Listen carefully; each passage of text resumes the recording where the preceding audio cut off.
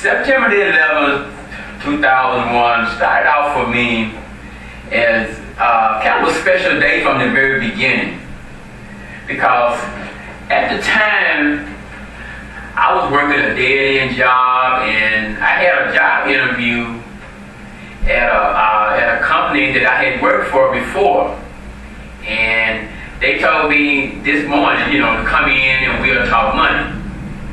And it sounded very promising, and I knew they were going to treat me right this time.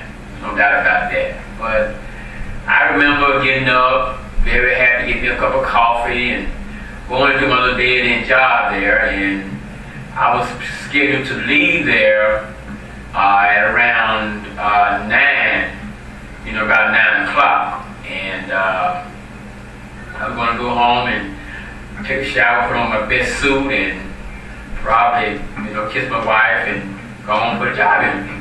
So I went to the dead-end job, and everything was nice and as usual. And I remember as I was coming through the door, I saw my wife was sitting there on the couch watching the TV, and I saw the first tower fall.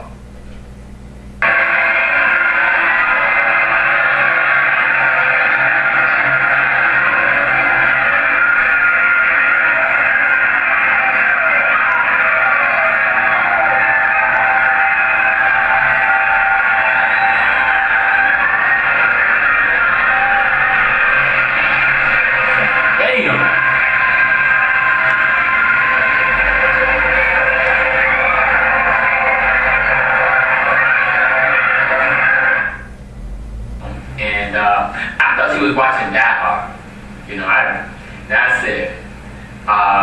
said, what you watching, baby? Watching Die Hard kind of early in the morning, huh?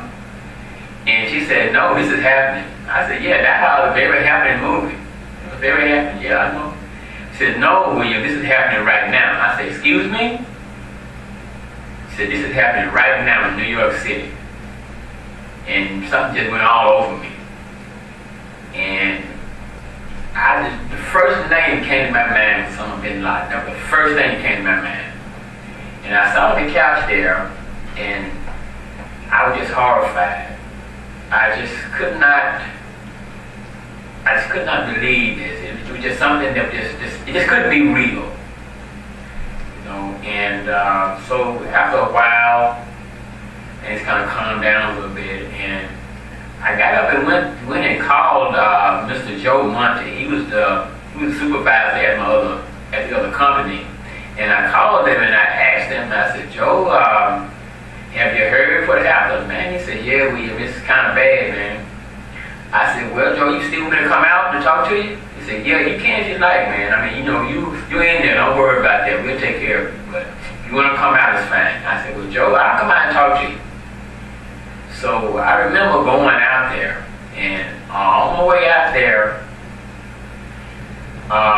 everything was just, I couldn't believe how quiet everything was.